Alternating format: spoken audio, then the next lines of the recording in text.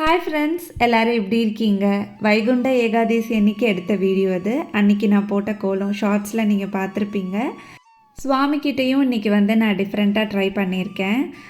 ஆண்டாள் சிக்கு கோலம் மாதிரி போடுறாங்க. சிக்கு கோலம் போட்டு ஆண்டாளோட ஃபேஸு அந்த மாதிரி நான் ட்ரை பண்ணியிருக்கேன். அதுவும் ரொம்ப நல்லா வந்திருந்தது. இந்த வருஷத்தோட கடைசி வீடியோ, லாஸ்ட் வீடியோ. நெக்ஸ்ட் இயரில் நம்ம கால் எடுத்து வைக்க போகிறோம்.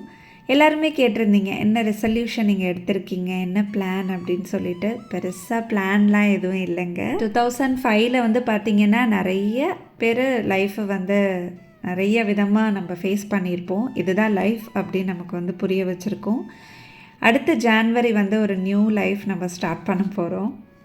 பிளான் ஃபார் 2026 என்ன அப்படின்னா, நல்லா உழைக்கணும், அதே மாதிரி நல்லா ட்ரெஸ் பண்ணிக்கணும், நல்லா சாப்பிட்ணும், கம்மியாக பேசணும், அதே மாதிரி அதிகமாக நம்ம செயலில் தான் அது இருக்கணும். நம்மளோட வாழ்க்கையை நம்ம தான் வாழணும். மற்றவங்கக்கிட்ட ரொம்ப பாசமாக இருக்கணும், ரொம்ப ஹம்பிளாக இருக்கணும். எப்பயுமே என்னோடய கோல் இது தான். அதே மாதிரி கடவுளை நேசிக்கணும். இதுதான் நான் மைண்டில் எப்பயுமே வச்சுருக்கிறது. இன்னொன்று என்ன அப்படின்னா, நம்ம நெகட்டிவ் பீப்புளை நம்ம லைஃப்லேருந்து டெலீட் பண்ணிடுங்க. உங்கள் பாஸ்ட்டை மறந்துடுங்க அப்படின்னா அந்த கடந்து வந்த பாதைகளை நம்ம மறக்கக்கூடாது. ஸோ அதில் தேவையுள்ளது தேவையில்லாததுன்னு இருக்கும் இல்லையா, அதை நான் சொன்னேன். நம்மளோட மிஸ்டேக்கை நம்ம அக்செப்ட் பண்ணிக்கணும். இதே மாதிரி ஒரு புது லைஃப்பை நம்ம ரீஸ்டார்ட் பண்ணணும். ஸோ இதுதான் என்னோடய பிளான், என்னோடய ரெசல்யூஷன் எல்லாமே. இன்னொன்று என்ன அப்படின்னா, நான் தவறாமல் கடைப்பிடிக்கிறது, என்னால் முடிஞ்ச ஹெல்ப்பை மற்றவங்களுக்கு கண்டிப்பாக பண்ணுவேன். இப்போ நான் யூடியூப்லேருந்து ஏர்ன் பண்ணுறேன் அப்படின்னா, இப்போ சில்ட்ரன்ஸ் ஹோம்லாம் இருக்குது இல்லையா, ஸோ அவங்களுக்கு நான் நிறைய சப்போர்ட் பண்ணுவேன். அவங்க மாதம் நம்மளால் முடிஞ்ச டொனேஷனை நம்ம கொடுக்கலாம். அந்த மாதிரி எவ்வளோ குழந்தைங்க கஷ்டப்படுறாங்க, கண்ணுக்கு தெரியாமல் எவ்வளோ மக்கள் கஷ்டப்படுறாங்க. ஸோ நம்மளால் முடிஞ்ச ஹெல்ப்பை ஏதாவது பண்ணலாம். So back to routine. என்னோடய மார்கழி ரொட்டீன் இப்படி தான் இருக்குது. காலையில் எழுந்திருப்பேன், ஷார்ட்ஸ்க்கு அந்த கோலம் நான் எடுப்பேன். அது நான் டெய்லியுமே நான் உங்களோட ஷேர் பண்ணிக்கிறேன். அதுக்கப்புறமா வைகுண்ட ஏகாதசி இல்லையா, அதனால் இன்றைக்கி காலையிலே சுவாமி வேலை எல்லாமே முடிச்சிட்டேன். சுவாமிக்கிட்ட கோலம் எல்லாமே நீங்கள் பார்த்துருப்பீங்க. இப்போ நைட் தேய்ச்சி வச்ச பாத்திரம் எல்லாமே காலையில் தான் எடுத்து கவுப்பேன். அதுவும் இப்போ பார்த்திங்கன்னா கிளைமேட் ஒரு மாதிரி சில்லுன்னே இருக்கா, காயவே காயாது. இன்றைக்கி வைகுண்ட ஏகாதசிங்கிறதுனால ரைஸ் நான் எடுத்துக்கிறது இல்லை. இன்றைக்கி சப்பாத்தி, அதுக்கப்புறமா வெங்காயம் பூண்டு எதுவுமே சேர்க்காமல் ஒரு காயெல்லாம் போட்டு ஒரு தால் தான் பண்ண போகிறேன். இந்த சைட் டிஷ் பார்த்திங்கன்னா தோசை, அப்புறம் இட்லி, சப்பாத்தி எல்லாத்துக்குமே நல்லாயிருக்கும். இப்போ ரைஸோடு அப்படியே மிக்ஸ் பண்ணி குழந்தைங்களுக்கும் நம்ம ஊட்டலாம். அந்த பருப்பு கொஞ்சமாக மஞ்சள் பொடி போட்டு அது அப்படியே வெந்துகிட்டே இருக்கட்டும். அதுக்குள்ளே காயெல்லாம் நான் நறுக்கி எடுத்துக்கிட்டேன். ஸோ இதில் நோ ஆனியன் நோ கார்லிக் இல்லையா, அதனால் தக்காளி, பீன்ஸு, கேரட்டு, முட்டைக்கோஸ், பட்டாணி இருந்துச்சு அப்படின்னா அது கூட நீங்கள் போட்டுக்கலாம். பீஸ் நான் வச்சுருக்கேன். 2 பசங்களுமே அந்த பீஸ் சாப்பிடவே மாட்டேங்கிறாங்க. அதுவும் என்னென்னவோ விதத்தில் நான் ட்ரை பண்ணி பார்த்துட்டேன். ஸோ அது மட்டும் தனியாக சுண்டல் மாதிரி பண்ணி நாங்கள் சாப்பிட்டுப்போம்.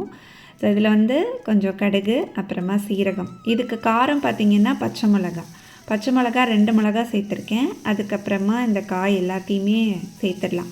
வெங்காயம் போட்டு செஞ்சால் ஒரு டேஸ்ட் இருக்கும், போடாமல் செஞ்சு பாருங்கள், அதுவும் ஒரு டேஸ்ட் டிஃப்ரெண்ட்டாக இருக்கும். இப்போ தேவையான அளவு உப்பு போட்டு இதை நல்லா வதக்கிட்டு பருப்போடு அப்படியே சேர்த்து நான் விசில் விட்டுருவேன். காலையில் சாம்பார் எப்பயுமே இருக்கும். சாம்பாரோ சட்னியோ மிளகா பொடி இது ரெண்டும் இல்லை அப்படின்னா தான். ஏன்னா மிளகா பொடி ரொம்ப நானும் சாப்பிட மாட்டேன், அவங்களும் சாப்பிட மாட்டாங்க. மித்தனுக்கு ரொம்ப பிடிக்கும் மிளகா பொடி. அவனுக்காக கொஞ்சமாக அரைச்சி வச்சுப்பேன். காரம் போட்டு காரம் போடாமல் அந்த மாதிரி 2 விதமாக அரைச்சி வச்சுப்பேன். இது மேற்பொடி. அது நான் சொல்லியிருக்கேன், மேற்பொடி ப்ரிப்ரேஷன். அது ஒரு 2 டீஸ்பூன் நான் போட்டுப்பேன். டேஸ்ட்டாக இருக்கும். இதுலேயும் நமக்கு காரம் இருக்குது. காரத்துக்கு 2 பச்சை மிளகா, அப்புறம் இந்த மேற்பொடி. இது நல்லா வாசனையாக இருக்கும். பருப்பு ஓரளவுக்கு வெந்ததுக்கப்புறமா வதக்கின காய் அதில் கொட்டி ஒரு 2 விசில் விட்டு எடுத்துப்பேன். நமக்கு சீக்கிரமாக முடிஞ்சிடும் குக்கரில் பண்ணால்.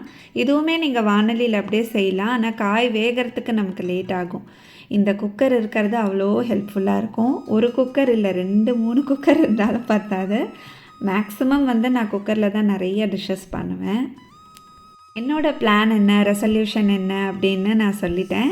உங்களோட பிளான் என்ன அப்படிங்கிறத எனக்கு சொல்லுங்கள். 2026 நீங்கள் எல்லாம் ஒரு ரெசல்யூஷன் எடுத்திருப்பீங்க இல்லையா? நிறைய பேர் வந்து வெயிட் லாஸ் பண்ணணும் அப்படின்னு எடுத்திருப்பாங்க. இல்லை நான் இன்னிலேருந்து நான் வாக்கிங் போயே ஆகணும் அந்த மாதிரிலாம் இருக்கும். ஸோ எனக்கு வந்து என்ன அப்படின்னா வாக்கிங் போகணும் அப்படின்னு ஆசை தான். இன்னுமே வந்து வெயிட் லாஸில் நான் இருக்கேன் தான். கொஞ்சம் நான் அந்த டயட் பிளான் வந்து நான் அப்படியே கரெக்டாக நான் மெயின்டைன் பண்ணுவேன். ரொம்பவும் சாப்பிட மாட்டேன். ரொம்ப சாப்பிட்டேன் அப்படின்னா எனக்கு அசிடிட்டி ப்ராப்ளம் ஆகிடும். அதனால அந்த டயட் வந்து ப்ராப்பராக ஒரே மாதிரி எடுத்துக்கிறதுனால தான் என்னோடய வெயிட் வந்து நான் மெயின்டைன் பண்ண முடியுது. அதுவுமே நீங்கள் கேட்டுட்டு தான் இருக்கீங்க, எப்படி நீங்கள் வெயிட் மெயின்டைன் பண்ணுறீங்க அப்படின்னு. அது கொஞ்சம் கஷ்டம்தாங்க. ரொம்ப ஆசைப்பட்டு சாப்பிட்டேன் அப்படின்னா எனக்கு டக்குன்னு வெயிட் போடுற உடம்பு. ஸோ அதனால் நான் ரொம்ப கேர்ஃபுல்லாக இருப்பேன் என்னோடய ஃபுட்டில். இது மாதிரி டீ காஃபிலாம் ரொம்ப எடுத்துக்கவே மாட்டேன். இப்போ காலையில் டீ காஃபிலாம் நான் குடிக்கிறதே கிடையாது. காலையில் முதல் வேலை என்ன அப்படின்னா கோலத்தை போட்டுட்டு அது ஸ்டேட்டஸில் வைப்பேன். ஸோ அது என்னோடய ஃபஸ்ட்டு வேலை. ஒரு 15 டேஸ் அதை நான் பண்ணிகிட்ருக்கேன் மார்கழி மாதத்தில். ஸோ அது மற்றவங்க வந்து லைக் பண்ணும்போது இல்லை நம்மளை வந்து அப்ரிஷியேட் பண்ணும்போது இன்னுமே எனக்கு வந்து பூஸ்டிங்காக இருக்கும். ஸோ எனக்கு வந்து அதில் ஒரு ஹாப்பினஸ் கிடைக்கிது. அதனால் நான் கண்டிப்பாக வந்து ஷார்ட்ஸ் மிஸ் பண்ணவே மாட்டேன். ஒரு 3 டேஸ் நடுவில் மிஸ் ஆகிடுச்சு அம்மா வீட்டுக்கு போனதுனால. ஸோ அங்கே வந்து என்னால் எடுக்க முடியல. வீட்டுக்கு வந்தோடனே திரும்ப வந்து கண்டினியூ பண்ணிட்டேன் கோலம் போடுறதுக்கு. காலையில் வந்து பிரேக்ஃபாஸ்ட் இன்றைக்கி கிடையாது. நான் வந்து ஃபாஸ்டிங்கிறதுனால கஞ்சி கூட குடிக்க மாட்டேன். அவங்களுக்காக கஞ்சி கொஞ்சம் வச்சுருக்கேன். ஒருவேளை ரொம்ப பசிச்சுது அப்படின்னா எடுத்துப்போம். இப்போ வந்து நான் ஒரு 2 விசில் விட்டேன்னு சொன்னேன் இல்லையா? அது வந்து இந்த மாதிரி கெட்டியாகிடும். இப்போ உங்களுக்கு எவ்வளோ தண்ணி வேணுமோ நம்ம ஊற்றிக்கலாம். ஏன்னா பருப்பு வந்து நான் கொஞ்சம் தாராளமாக தான் சேர்த்துருக்கேன். ஸோ சைட் டிஷ்ஷுமே இது தான். இப்போ காலையில் பசங்களுக்கு சைட் டிஷ் இது தான், தோசைக்கு, சப்பாத்திக்கும் இது தான்.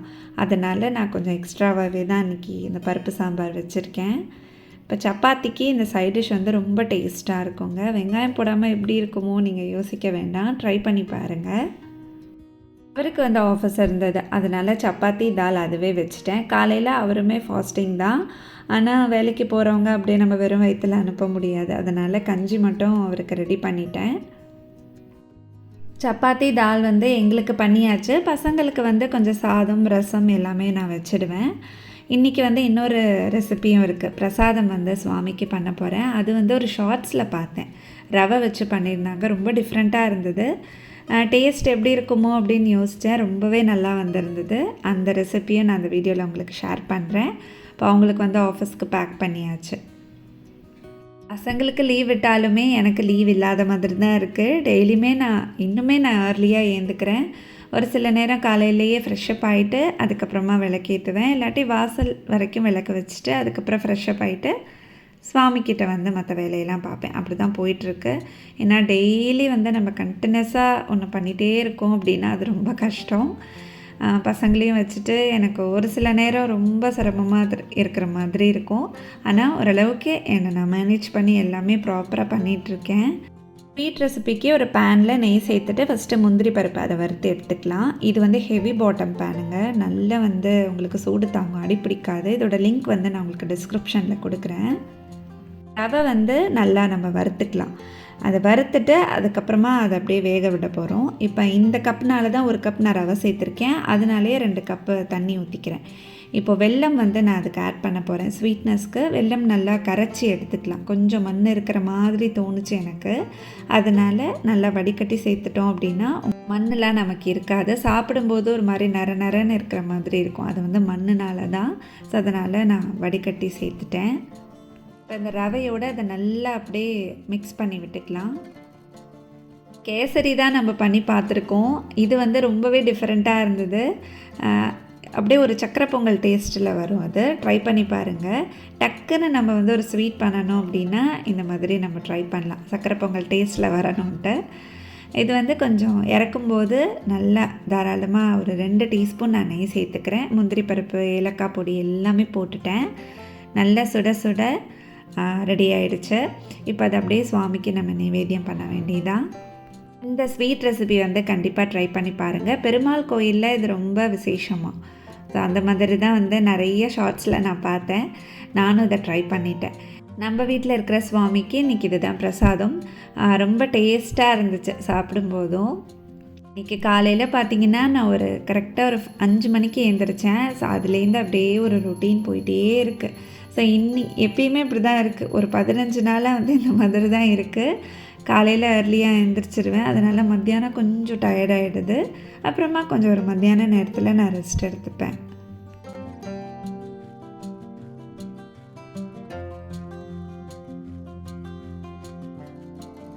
பசங்களுக்கு லீவ் விட்டுட்டா அவங்களுக்கு என்ன பண்ணுறதுன்னு தெரியல, நமக்கும் அவங்கள வச்சுட்டு என்ன பண்ணுறதுன்னு தெரியல. அந்த மாதிரி தான் இருக்கும்.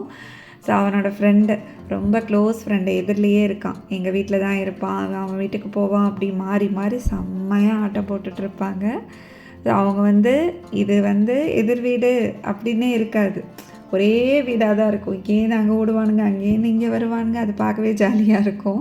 எங்கள் ஃப்ளாட்ஸில் வந்து நியூ இயர்க்கு சூப்பராக டெக்கரேட் பண்ணியாச்சு. செலிப்ரேஷன்லாம் பயங்கரமாக இருக்குங்க. நான் வந்து ஷார்ட்ஸாவோ இல்லை வீடியோவாவோ கண்டிப்பாக நான் வந்து ஷேர் பண்ணுறேன். லைட் செட்டிங்ஸ் தான் ஹைலைட்டு. இந்த வருஷம் வந்து நிறையா லைட், அந்த சீரியல் லைட்லாம் போட்டிருந்தாங்க. நான் உங்களுக்கு கம்ப்ளீட்டாக ஒரு வியூ காமிக்கிறேன் பாருங்கள். அந்த கிறிஸ்மஸ்க்கு ஸ்டாரு, கிறிஸ்மஸ் ட்ரீ எல்லாமே வச்சுருந்தாங்க. ரொம்ப அழகாக இருந்தது. இப்போ ரெனோவேஷன் ஒர்க் வேறு போயிட்டுருக்கா, அதனால் இன்னுமே வந்து பிரைட்டாக இருக்குது. நைட்டில் இந்த சீரியல் லைட்டோடு பார்க்கும்போது ஃப்ளாட்ஸே வந்து ரொம்ப பிரகாசமாக இருக்குது. நாளைக்கு வந்து இன்னும் ஜெகஜோதியாக இருக்கும். அதாவது 31 நைட்டு 12 மணி வரைக்கும் பார்த்திங்கன்னா ஒரே ஆட்டம் பாட்டம் கொண்டாட்டம் தான். ஸோ எல்லாருக்குமே advance happy new year wishes. Next year வந்து நீங்கள் நினைக்கிறது எல்லாமே சக்ஸஸ் ஆகும், எல்லாமே நல்லபடியாக நடக்கணும்னு நானும் கடவுள்கிட்ட பிரார்த்தனை பண்ணிக்கிறேன். இந்த வீடியோ உங்களுக்கு பிடிச்சிருந்தது அப்படின்னா எங்கள் சேனலை லைக் பண்ணி சப்ஸ்கிரைப் பண்ணுங்கள். அடுத்த வருஷத்தில் நம்ம மீட் பண்ணுவோம், ஓகேவா? அது வரைக்கும் bye friends. Advance happy new year wishes.